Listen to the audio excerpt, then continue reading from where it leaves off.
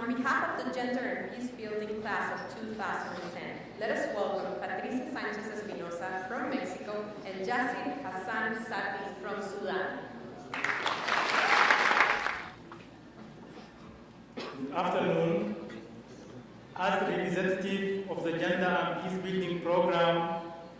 we are pleased and honored to have Her Excellency President Laura Chinchilla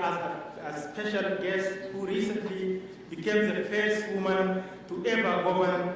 Costa Rica. We welcome her as well as her government members. We extend our salute to the rector, professors, staff, guests, and a warm greeting to our fellow students of the University for Peace. It is a moment of great happiness for all of the students of Gender and Peace Building Program,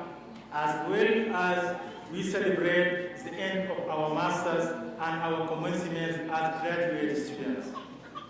We know that we speak in the name of our fellow scholars when we say that it is a cause of great pride and honor to be among the alumni of this important institution. As the name of our university suggests, we came here to gather the basic knowledge and tools that will help us in the pursuit of a long-lasting and sustainable peace. That not only addresses the problems and necessities of a reduced group of interests, but to all individuals that form a community, including the ones that often are pushed into the background or consigned to oblivion. Women mostly, but also men who are often victims of unequal welfare. What we probably didn't know is that we were going to face the opportunity to expand our vision of the world with the immeasurable experience and perception of colleagues from 17 different countries over the world, several religions and multicultural backgrounds. We discovered two very important facts with this practice: that discrimination towards women and feminine goes across borders, and that we cannot escape from the stereotypes if we don't open our ears and eyes to know the other. We have reason to believe that by promoting dialogue between people from different cultures and religions, we can help to transform the lives of men and women in communities trapped in the spiral of violence and behind the bars of blind fanaticism of religion, racism, and discrimination by gender and language. As Mary Curie said, nothing in life is to be feared. It is only to be understood. Thanks to the knowledge and training we received in the Department of Gender and Peace Building, we now hold the tools to help women and men to attain a more lasting peace, to make sure that women are included in peace negotiations as well as in peace-building programs, to ensure that their needs are being met and addressed,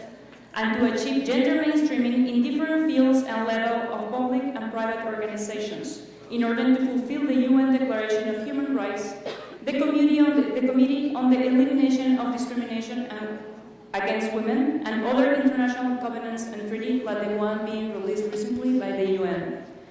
We learned also in our program that patriarchy, the system that, in words of Cynthia Enlow, perpetuates the privileging of masculinity, the system not only affects women, but also men, whom are bound to fit into the normative ideal of male behavior, what we know as hegemonic masculinity, and people living outside of heterosexuality. This belief, strongly supported by some fancy words such as culture and tradition, constrains society to an ideal of individual that is rarely met, perpetuating violence and a system of castes that have brought a lot of pain into our world. We are also proud of being able to go through our study in Costa Rica, to learn peace in a nation that holds no army,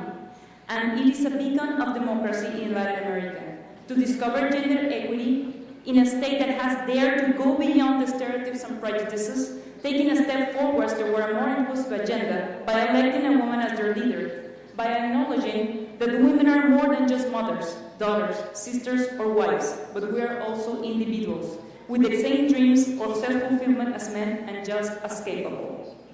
We are convinced that this land, as rich in biodiversity and as in human diversity, will continue its path to a more inclusive society, fulfilling the human rights by recognizing the rights that everyone, despite their sex, race, gender identity, or sexual preferences, deserves, in the struggle to achieve the equity and equality of every true democratic country. We are also convinced that women and men will have a good government with Madame Laura Chinchilla, who was elected by the vast majority of Costa Ricans and supported by important women's groups, and who holds significant experience in the human rights arena. To her, I would like to share part of a speech from Doña Griselda Álvarez Ponce de León, the first woman to ever govern a state in Mexico, the state of Colima. Doña Griselda declared, "Let's live a new time of full equality with men, without privileges that we don't need, but without disadvantages that we don't deserve." Madam President, we wish you the best. As for the Gender and Peace Building student graduated today, we pledge ourselves and promise to continue to light candles for peace in our communities and countries, and spread what we have learned throughout this year all over the world, until we achieve a long-lasting peace. We thank everyone for your presence and congratulate the 2010 graduate student of the University for Peace. Pura vida.